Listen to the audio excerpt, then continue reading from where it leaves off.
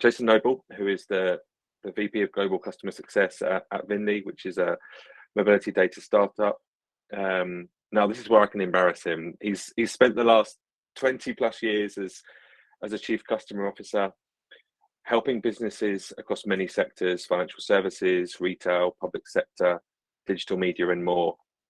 And really, he's focused on building customer success as a growth engine. And so, as well as being a member of a number of boards and forums, he also has his own podcast, The Jason's Take On, which I encourage you to listen to. There's a number of really great episodes. So quite incredibly, he's got the time to take out from doing all of that to join us today. So Jason, thank you for doing that, and welcome. Over to you. Thank you very much, Luke. Really happy to be here, guys. Thank you very much for the invite, Catherine, Luke, and Ian.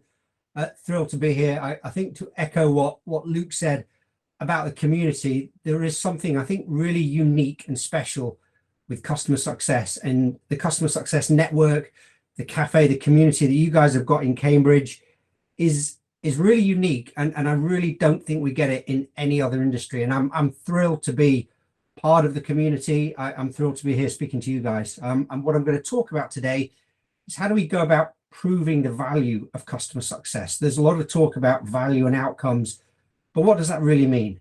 If I just share my screen, I'm hoping I can get a presentation that comes up. Can you all see the first slide? Yeah, all good, Jason. Excellent, fantastic. Guys, what I'm going to do is probably take the next 15 minutes or so talking about what we mean by proving the value of customer success, both to your customers, of course, but then also to your business, because this is a two-way equation, and it's important to remember that. I'll spend 30 seconds on this. Luke already gave an introduction. Thank you, Luke. So Jason Noble, VP of Customer Success at Vinli. Vinli is a US-based startup organization, been around since about 2017 in the world of mobility, which is moving people. And we deal with data from vehicles, from other forms of mobility, and help provide our customers with insights and outcomes for that. So we're providing our customers and their customers with customer success. So it's a really nice position to be in. I joined the business about 3 years ago. My role is heading up our European operation. I was person number one on the ground here, but also building out our global customer success function and global customer success team. As Luke said, I've spent a bit too many years in the industry. We were doing customer success before we called it customer success. Bizarrely, I met a guy that I started work with a long time ago for lunch yesterday at a tech startup dealing with, it was fintech, before it was called fintech, and business intelligence. But we were doing the same thing, and it's that mindset of how do we make sure we're delivering value for our customers, and our customers stay with us and grow with us.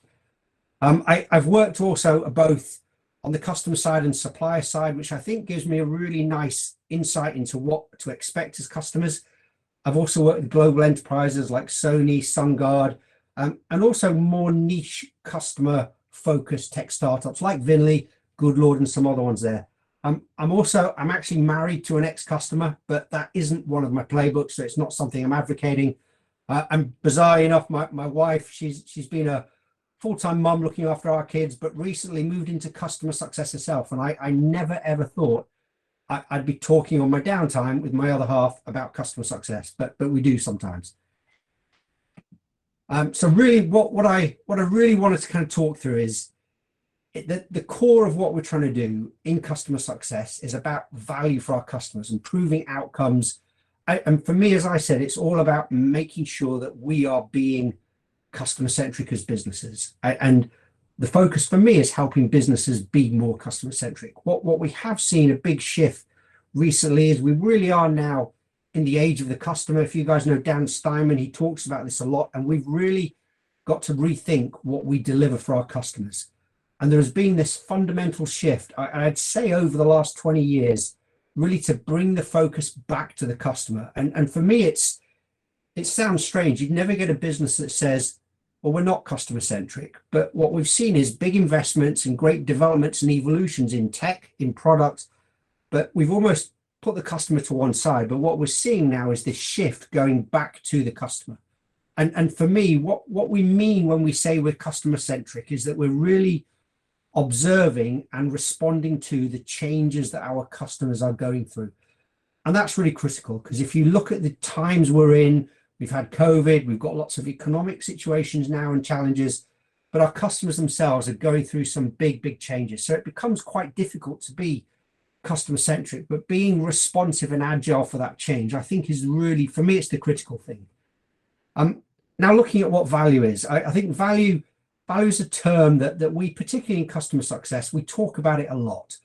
And it's a simple term to use, but I think it can be misunderstood as to what it means, and it can have very different meanings, and it can even have quite personal meanings to our customers and individual people. And it can mean something as simple as price, what's the value of my house? It could mean the value that I get from something. So what's the value I get from living in my house, which can be far more difficult to measure and put a number on. But it can also be the value or the worth of something. So which is what you hear a lot of people talking about, value for money. So what is something worth? So I think even the concept of what value is, it's important to kind of step back and understand what we mean by this. I really like this definition, the value of the delivery of outcomes for our customers when they need them and how they need them. I looked at the formal dictionary definition. It's a bit of a mouthful. The regard that something is held to deserve the importance, worth, or usefulness of something. But that doesn't talk about value to someone like our customers. And I think we've got to look at customer value.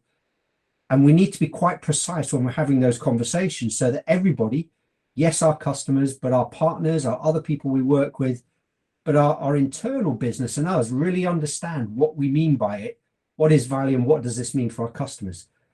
Customer value is really the perception of what a product or service is worth for our customers versus the possible outcomes of them not using what we've got from them, or not doing anything at all, or doing something different. So what's the additional value that what we provide to them? And that's really key, because the options a customer's got when they come to you is they could say, well, we could go with your product and your service, we could look at your competitors, or we don't do anything. And you've got to consider value for all those different parts of that equation. This I think is a lot simpler. Why is value important? And for me, when someone says what is customer success, the clue really is in the name. It's about our customer success. And likewise, only by delivering value to our customers can we be successful. If we're not delivering value to our customers, why are they our customers at all? And I think you've got to look at what your customers are actually paying for your services. Yes, it includes a payment of sorts. It may be a cash payment or an ongoing payment like we've got in SaaS and subscription models. But it could also be non-monetary items. It could be time. It could be the time that they spend with us. It could be advocacy and things like that. And I think when you've got long-term relationships, and this is the key thing, we don't want customers just for a subscription, just for a year. We want customers for the long term. And you've got to really change the way you think about value. How do we make sure that we're delivering value, not today just for this one subscription, this one contract, but how do we make sure that what we do today delivers value to them tomorrow, the next year, and we can continue with our customers in the long term? When you start looking over longer term horizons, the challenge is value will change. What your customer, going back to my point about being customer centric, what your customers are doing, what we're doing, shifts and changes. And you've got to be very conscious that the value will change. It changes as you mature, as your product matures, as your product grows. It could change in the different stages of your customer journey. But being receptive and understanding that the value isn't something constant, it changes, is really key when you think, how do we keep our customers for the long term? And what you want to do, not just the value change, but that value to grow. If we're doing the right thing for our customers, they should stay and engage with us more and take more services for us. And I think that is really key, to look at how it grows. The not so easy part, though, is how do you create this value? And what do we mean by this? And how do we actually go about focusing with the customers and our teams to look at what value is for our customers, and how do we know and they know what it means and when they're getting it? And I think to really create real value, we've got to see what value is for their point of view. So look at their perspective. What do they see as value? But also look at what we're meaning by value.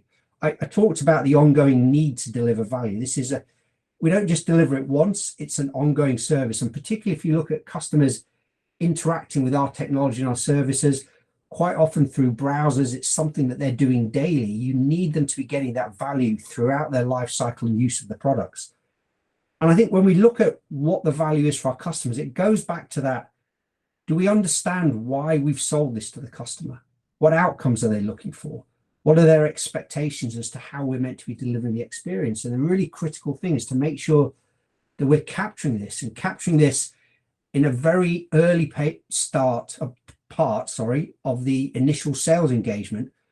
But that description and details as to what value is are coming through to the rest of the business. So it's not just a case of talking through it, agreeing to it, but it's then documenting it, capturing it so that we can pass it through the life cycle. So when it comes through to implementation, onboarding, through to support, and then ongoing relationships, we all know what value is and what their expectations are. And I think for our customers, the quicker we can show that we're meeting these value requirements and hitting them is really, really critical. They've come to us because they've bought the promise of value, and it's our responsibility in customer success to make sure we're delivering that value. And the key thing is what we need to make sure we're doing as well is deliver that value as quickly as we can. So the idea of time to value, what we don't want to do is go through a massively extended implementation where we're not hand-holding the customers through it, we're not being communicative with them, and the value kind of derodes for them or erodes for them. And over time, it just becomes something that they see as too far in the distance. So you've got to focus on that time to value again. And I think this is really important. A really good checkpoint for me, we talk about quarterly business reviews, executive business reviews. I don't like those two titles. The quarterly one, that's us enforcing the quarterly on our customers. Does it work for them? We don't know. Executive business review, we're not really reviewing their business. For me, it's about a customer value review, and that's something that I do. But we're meant to be periodically talking to our customer about the value we're delivering. And that's why positioning it as a customer value review, you could have much the same agenda, the same structure, but just a simple change in that name, I think really, really helps the customers understand what it is we're trying to do.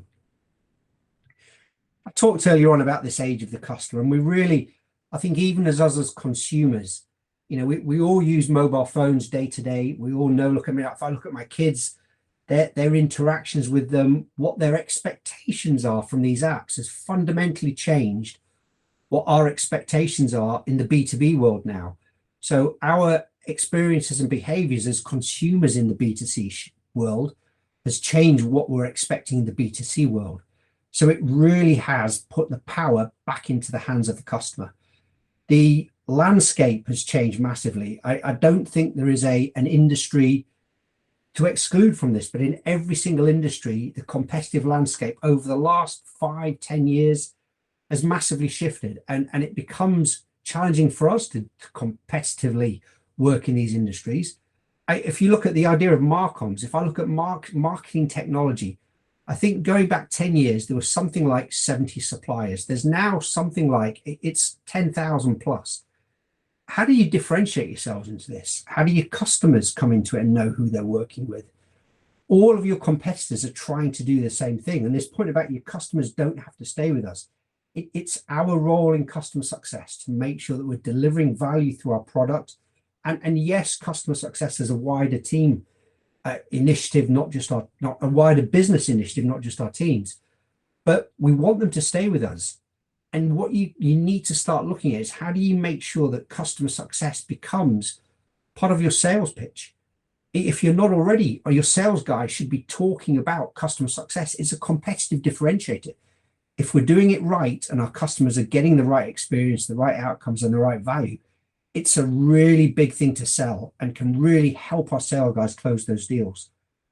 I think what you've got to look at as well is over the last 2 years, you know, yes, we've started to come out of the global pandemic. The world started opening up. I was in London at the weekend, and it's incredible to see just how busy it is. And you know, the guys in the introduction from Alex and Luke there, that, you know, we are sorry, Ian and Luke, we are shifting back to in-person events, and it's great to see these customer success events become in person. And we're looking at the customer conference next month. But our customers and the way they work has changed, and their priorities have changed. And if you add into this the recent challenges around inflation, economy, all of these things, the situation kind of in Europe with the Ukraine, these have brought new challenges to our customers. And actually, a lot of our customers have had to rethink how they work, and they've got to rethink what value means for them and their customers. And they've often had to radically shift how they're working and working with their customers. Some business and some of their customers have sadly gone out of business, but we've got to be very conscious of this. This goes back to my point about being responsive to your customers' changes. You know, when the pandemic first happened, a lot of businesses panicked themselves.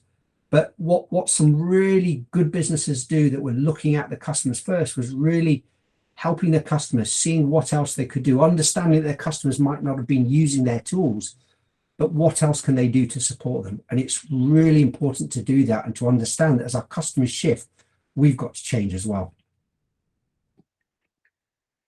So this question here, and I won't spend too much time on this, can we measure value? And for me, absolutely. The challenge is, how do you measure it? You know, value is benefits versus costs. So what do we get from something, and the monetary, the kind of commercial element of that versus what it cost us. And this is a really nice and simple way to do it, but it allows you to start thinking, what are the benefits we're getting? What is the cost? It is really simple though. And I think in all of our businesses, we don't look at measures like this. What we do is we look at other measures. And these are some ones that I really like to use. I think you guys will know all of these, and they're fairly well understood. So I'm not going to go through them all one by one. But in addition to these, you've also got your typical return on investment for customers. But what I really like about these is that they cover value for our customers. They cover value for both us. They look at things like customer sentiment. They look at advocacy, and they look at the commercial side of it. For me, the really big ones are this time to value, and I talked about that earlier on. So how do we make sure our customers are getting value as soon as they can?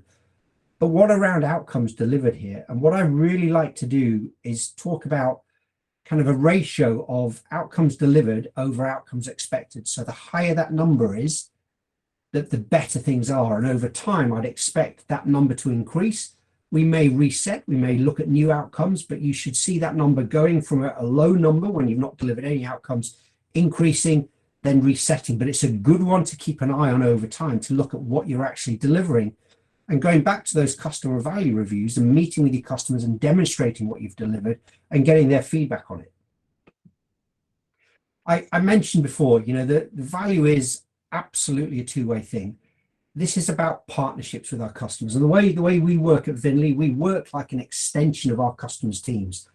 And it suits us. It suits our model. We're a relatively small business. We deal with organizations that are global businesses, billions of dollar revenue, tens of thousands of employees, but we work as a partner. So we're there to be responsive and agile as they need.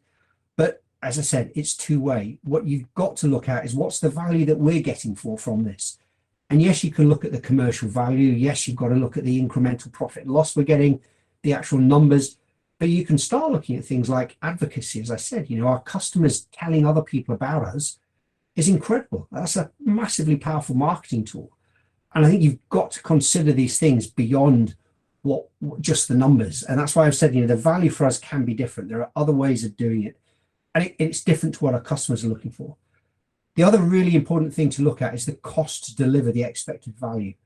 It's a big focus of what I do is all about delivery excellence, but you've got to be very conscious that you don't over deliver. And by over deliver, you're spending too much on it, and the value equation suddenly shifts.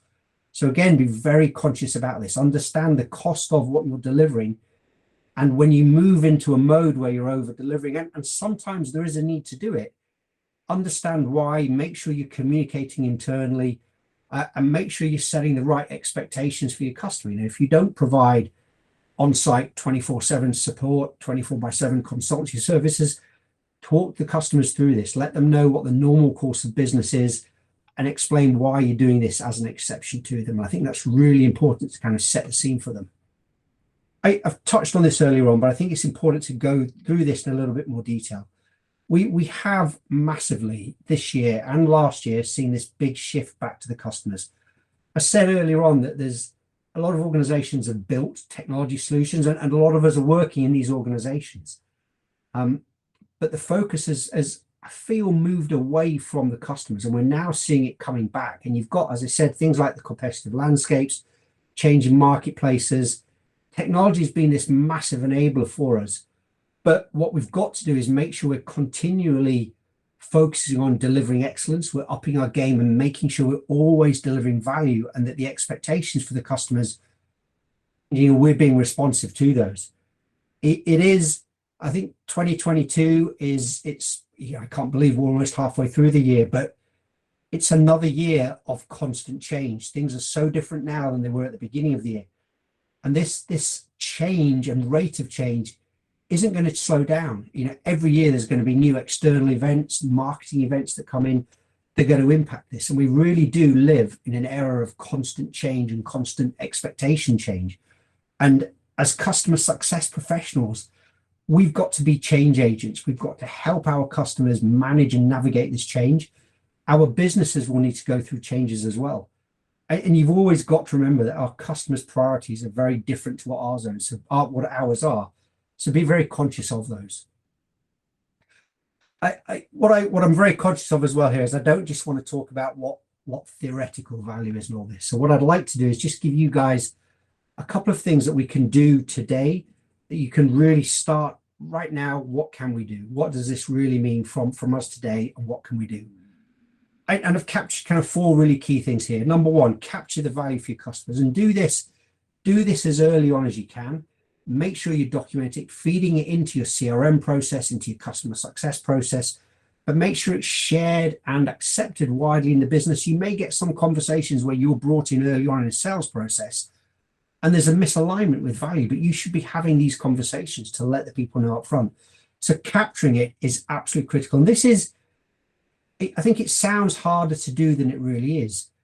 There's nothing wrong with having the conversations with your customers, just saying, what value are you looking for? How is this helping you? But understand not just what you're doing for your customers, but what is it that they're doing? What are their actual goals and outcomes beyond your service? The second one is really understanding how you create value.